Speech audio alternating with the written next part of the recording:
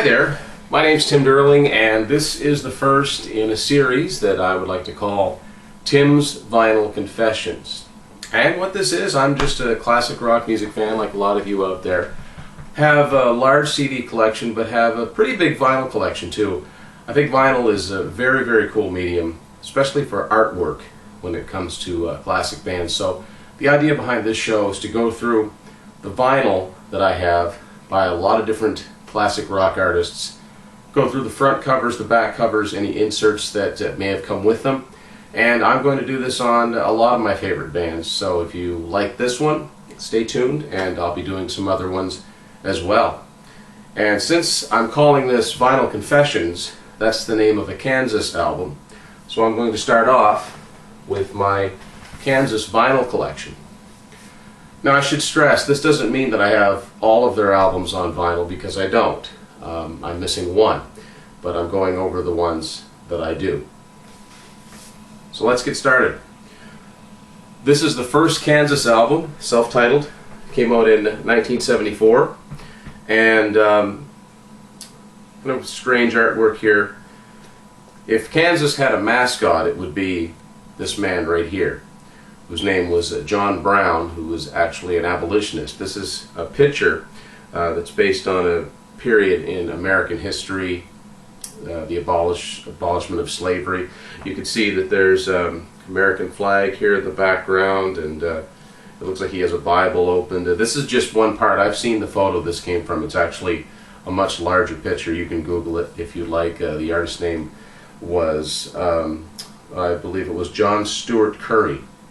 It says so here on the back cover. So I can't remember the name of this painting right off the bat, but that's the inspiration behind the first Kansas, the debut album cover art. So this is what the front cover looks like. I'll flip this around to the back cover. As a photo of the band, a little bit of a write-up on the band, the song titles, information about how the album was produced. And let's take a look, see what's inside of this.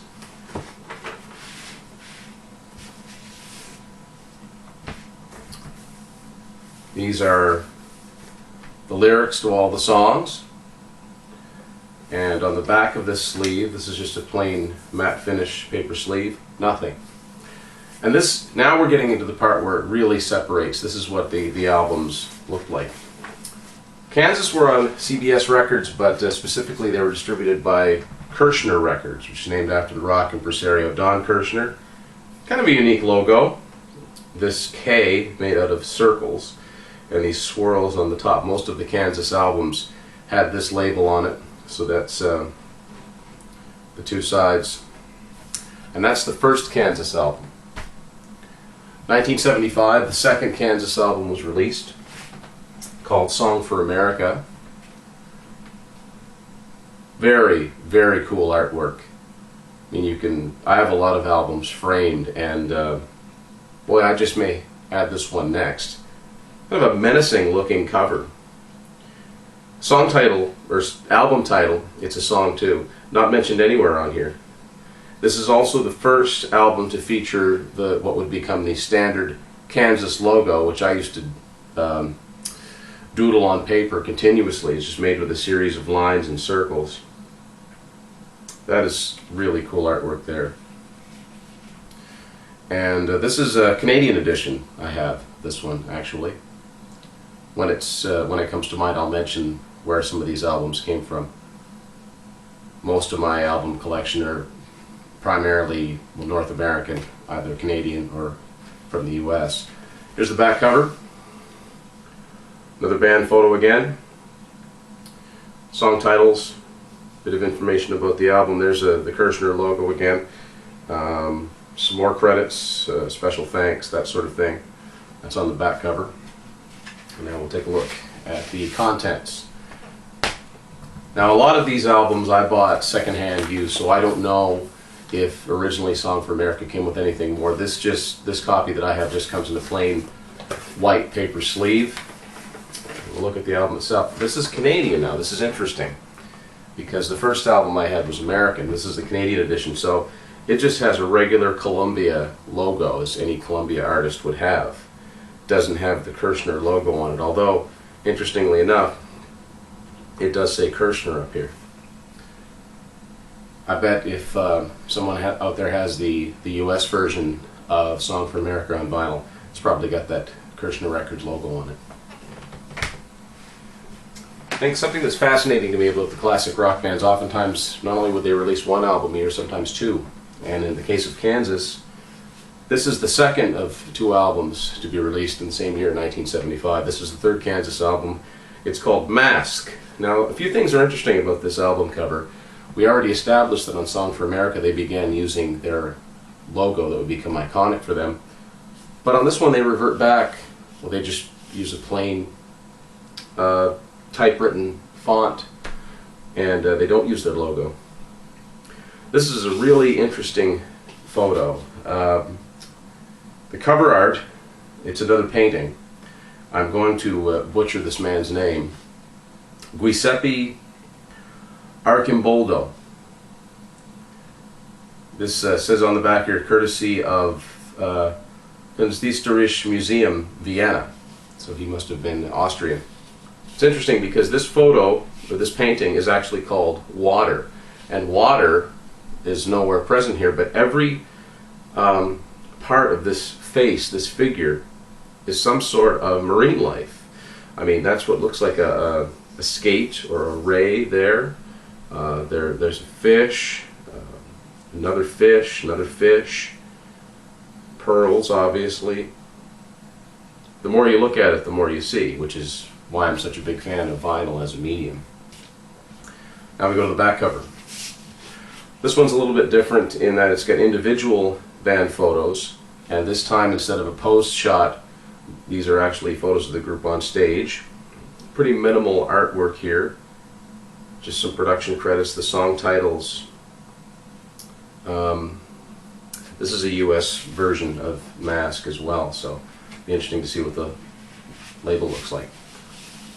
As bands get more and more successful, usually they have more and more things that the record companies included in their inner sleeves.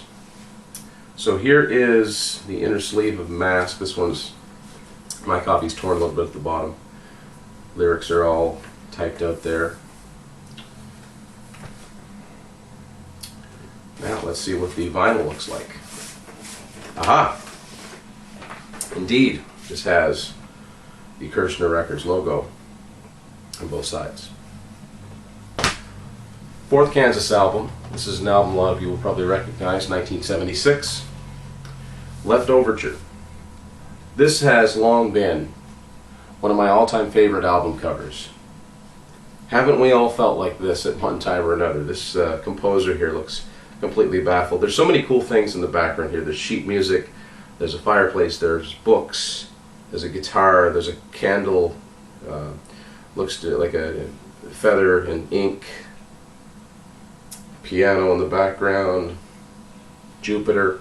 We're back to the standard Kansas logo. And if you look close enough, you can see the artist's name. These are details that got missed, certainly if you had 8 tracks or cassettes, even on CDs in some cases. There are just some things that the vinyl blew up to a point where you could actually read it. And this is a US copy. I can tell from the record company address. Back cover, there's some more sheet music. This album was the first big Kansas album, and the main reason for that is the opening song on here. A song you may have heard called Carry On Wayward Son. That comes from this album. Let's take a look at what's inside of here. This one's going to be... okay.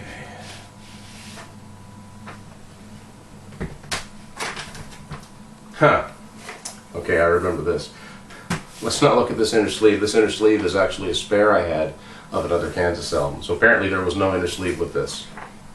Here we are. Kirshner logo, both sides. Okay, that album was big. So was this one. This came out in 1977. Point of No Return. No spelled K-N-O-W. You'd have to ask Kerry Livgren why that is. This is such an iconic image for the band, the ship going off the edge of the world, the point of no return, as it were. There's like seahorses here, logos sparkling. I don't normally tend to like artwork based in yellow a lot. I like darker, but this looks really cool. And we see here, this is a US copy, back cover. Sort of a reverse image here, which bands did a lot. They used the front cover and the back cover to kind of tell a story. This is another big album for Kansas. The song Point of No Return was a minor hit, but much more so than that. This is the album that introduced the world to Dust of the Wind. All-time classic. Big hit single. This is Since Left Overture was a big album. The record company sprang for a little bit more money. Now this is so cool. The lyrics are opened up as if they're a book, as if it's on the desk of a captain's desk that was off exploring the world. There's like a sextant here. Looks to me like a pipe. Here are the band members' photos and sort of caricature, and the lyrics to the songs. That's also, it's on the back here. This looks like an old compass and a map.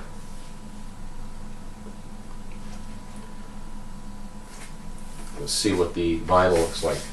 Oh, when bands reach a certain amount of fame, they didn't just get the standard record company logo on the actual vinyl. They had customized labels, and Kansas had sort of graduated to that point with Point of No Return. Sort of the reprise of the image that was on the back cover. So, 70s rock band finally gets famous. What's next? The double live album. That's right. Although sometimes it's the double live album that makes a band famous, but in the case of Kansas, they had two big albums in a row. They've been recording shows, so in 1978 you get two for the show. Of course, once you realize what they're talking about, it's kind of funny. These two ladies here, they appear to be janitors. They look like they have brooms or mops. There's something with handles here. Two for the show, like they're the only two that showed up. Logo again, this time around in gold. They are sitting in like theater seats. Some cool things here, like a gold-plated two for the show banner down here. I'm going to guess this was the Point of No Return tour program front cover, because it's got the ship going off the edge of the world. Over here we have some pictures of the band, so it's probably another tour program that's opened, and they themselves are through a tour program. This is a Canadian edition. I can tell this from looking at the front cover, which you can't always. Usually you have to look at the back to see where the record company is. But this contains two records, and then it says contient deux disques, so it's in English and French. That's how I know this is a Canadian edition. This is a weathered version of Two for the Show. Record collectors often talk about something called ring wear. It's not a parasite, ring wear. Ring wear refers to, as you can see here, this is the shape of the record itself, where it's pressed against this for so long because it probably wasn't stored correctly. But this is the copy that I found. Song titles are listed here, probably hard to see, but the song titles are listed here in red. And this is what is known as a gatefold album. In other words, it opens up like this. So the seats go towards this sky scene. Cool. It's not much more to speak of there. So there's this is a 2-disc set, deux disques. So there's one that comes out of each side of this. Some shots of the group on stage. And on the back cover here, a little bit of information. This is like cleaning up after the show. There's popcorn on the floor here. Some information about where this was recorded. Let's look at the vinyl itself.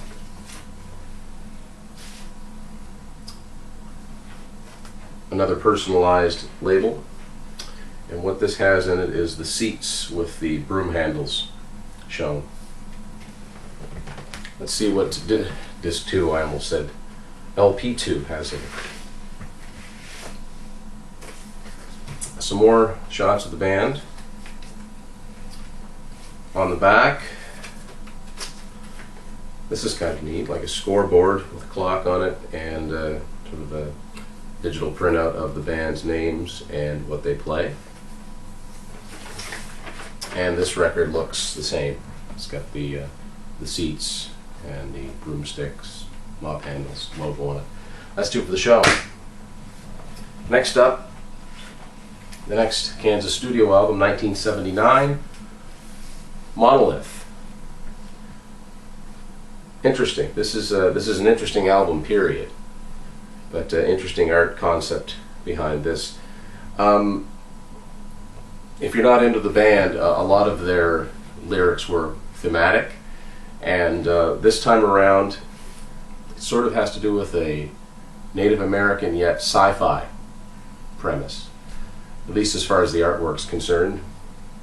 So what you have here is like a Native American in a fur of some sort. You can see feathers here and like ceremonial horns, but he has a space helmet on. And in each of the letters of the Kansas logo in these parts, you can see the tops here, these are actually feathers. And in very small print it says Monolith down the side. Back cover. This appears to be a storytelling session. There's what appear to be hieroglyphics of a car on here. Song titles are written up here, and this is a US pressing again. Another thing you'll notice is that bands typically, after a while, get to a point where they have their own sort of imprint, not their own label, but something that they identify themselves by. Led Zeppelin had Swan Song, that sort of thing. Kansas started to identify under Corn and Blood Incorporated, and I think this is the first album to use that. That's down here in this corner. Like two for the show, this is another gatefold. So, that appears to be a ancient freeway with a ramp. You can see some teepees here, and there's a little poem based on the ghost dance chant of the Kansa Indians. Kansas, that's where the name comes from for the state, and eventually the band. Let's take a look at the inner sleeve. This copy is a little beat up. It's got a little piece of tape down at the bottom to keep the record from sliding out. Here are all the lyrics, band members' credits, production credits, pictures of the band, all dressed up here for some reason. And we'll look at the actual label. And the actual label has, this is a close-up shot of the teepees from the inner sleeve. It looks really cool. It's really, really cool. That's Monolith. First Kansas album of the 1980s is one of my personal favorites. We're not talking about the music a lot here on these segments. I tend to dwell on the album art, but 1980 brought us Audio Visions. This is the first Kansas album I heard in its entirety, and it's one of my favorites. Now you can tell right away that it's a little bit different art-wise. They have the Kansas logo, but this really doesn't look like anything that they've had on any of their albums previously. What you have, sort of a robotic figure here with these two what appear to be female heads speaking into each ear, and Audio Visions is done up in this sort of fancy, very early 80s looking logo. And this little dome down here, if you look close enough, that's the band performing. I get a kick out of this back cover. Whoa, this guy has just listened to Kansas and he's freaking out. He's sweating. He needs a shave. His eyes look different. Record on the turntable, yet somehow on the TV. That's impossible. Song titles are up here. And this is a Canadian edition. It doesn't make a huge difference as far as contents go.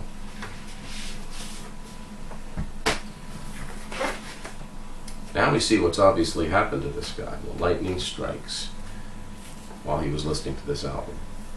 Now here on this side, we have all the lyrics, a little TV visual.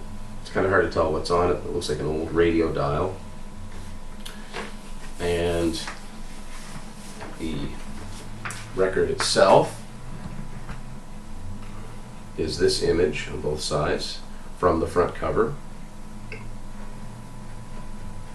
I've listened to this album a lot, but I haven't listened to the vinyl, and it doesn't look like anyone has. This one is a really, really good condition as far as the vinyl itself.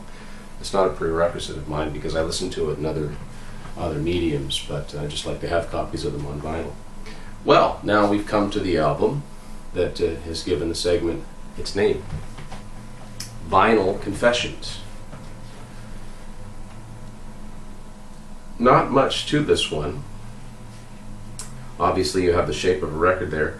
Interesting, they didn't use their logo on this one. It's a strange combination of upper and lowercase, almost like something out of a school book teaching kids how to properly make letters. Just not a bad idea. Now what you have here, since it's got confessions in the title, you have like an interrogation chair. Smoky, like there's a light here, like a spotlight shining down on the chair like someone's being questioned. And some smoke. Back cover. Now this album, of course, is the first time that the Kansas lineup changed. Singer Steve Walsh left and was replaced by this guy here, John Elephant. Here are the song titles, and let's see what's inside of Vinyl Confessions.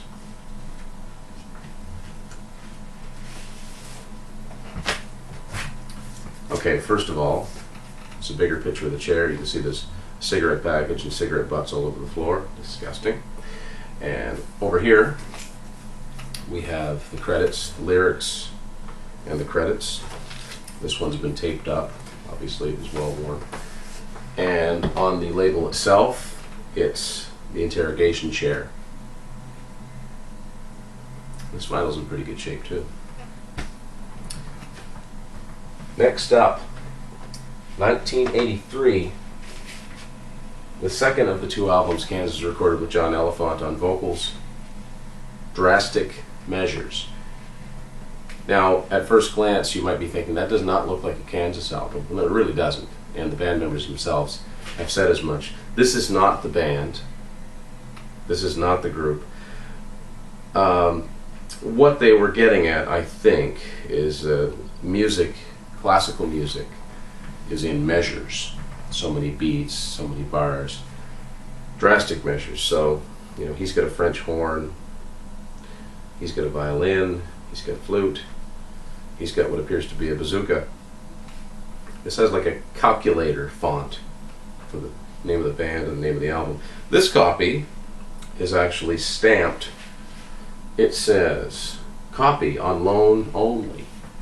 Remains property of CBS." Periodically I come across albums like this that were sold that I probably shouldn't have had to pay money for, because wherever they came from, they didn't pay money for them either. This was either a radio station copy or something along those lines, but this is a promotional copy.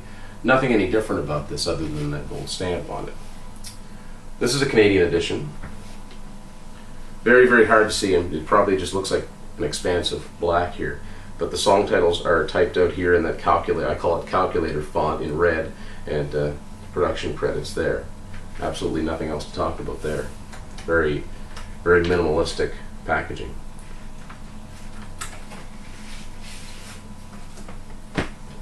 Here are the lyrics of the songs, and on the back cover are the credits, and the credits are handwritten out on sheet music. Let's take a look at the album itself. More of the same calculator font, just black, red on black. And this album is actually the first not to be on Kirshner Records. This one is on CBS Associated Records, which a few artists had albums on CBS Associated Records for a brief period in the 80s. I know Ozzy Osbourne did, and I believe that Electric Light Orchestra did as well. Now, going along with the albums, if I have singles that came in picture sleeves, show those too, and I have one from Kansas. This is the 45 single of the song Fight Fire with Fire, and it comes in a picture sleeve. It's not just a white sleeve with the record in it. Same as the album art, same thing on both sides, except this one has the address of the record label. This is an American copy, and because it's on CBS Associated, it's got this dark blue label on both sides. It's the only picture sleeve I have, at least this far, for Kansas. 1984, the best of Kansas. This leads back into another reason why I love vinyl so much, because between the front and the back cover, there's something that references all of the Kansas albums up till now. If you recall, the first album had the abolitionist John Brown. There he is. Here's the sort of bird graphic from Song for America. At the end of John Brown's beard, there's a fish, like the Mask album cover. Of course, they're not on the same sides here. Left Overture. I should have rehearsed this before. You know, he could conceivably also be the guy that's on the Left Overture cover, although there is sheet music flying here. That's probably the Left Overture reference. Obviously, there's the ship going off the edge from Point of No Return. You have some people in the seats in the audience. I'm not sure if that's a reference to Two for the Show or not, but it will work. Looking in through here, you have like the moon and the space Native American silhouette here from Monolith. Audio Visions. I'm sure that there must be something here from Audio Visions. Okay, well, he's got an actual hand here, but he's got, if I was to open that up, which I'm not going to because it's not gatefold, he's got like a robotic hand here. That would be the Audio Visions reference. Obviously there is the interrogation chair from Vinyl Confessions. And Drastic Measures. It seems to me, oh look, there's a mop. That's from Two for the Show as well.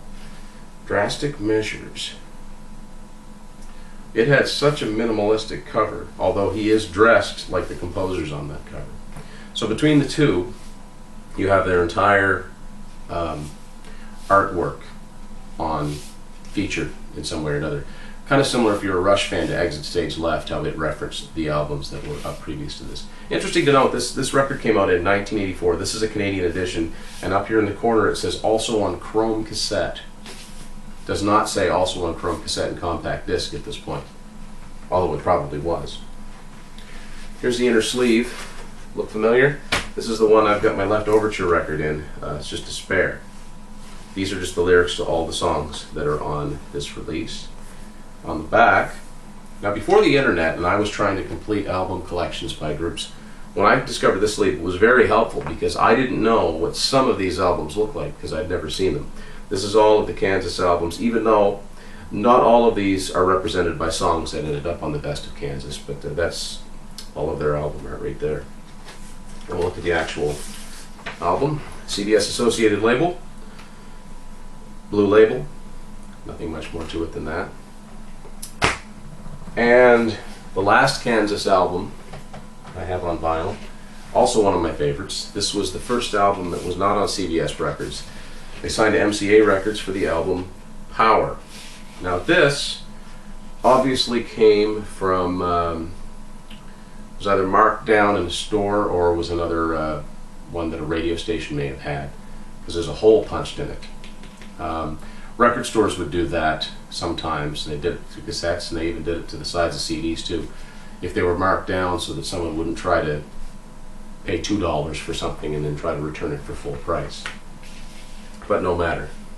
Just a drawing there of a blacksmith. There's the logo, all in gray. Power, the title written down the side. Different lineup by this time. If you're a Kansas fan, you already know that. Pictures of the band. And yeah, this is on MCA Records. This is a Canadian edition too. And opening this up, I don't know if there was a lyric sleeve that came with this, but mine does not have one. This has the logo I've seen many, many times. MCA Records famously used this rainbow logo on a lot of their albums. And that's what we have here for classic MCA rainbow logo. Now they released one more album on MCA Records, and it's the one Kansas album that I don't have on vinyl at this point, In the Spirit of Things. It came out in 1988. I hope you've enjoyed this look at the album artwork, the vinyl artwork of Kansas on Tim's Vinyl Confessions. I hope this to be a continuing series, so check me out on YouTube. Type in Tim's Vinyl Confessions and you'll find what artist I'm going to cover their vinyl artwork by next. Cheers.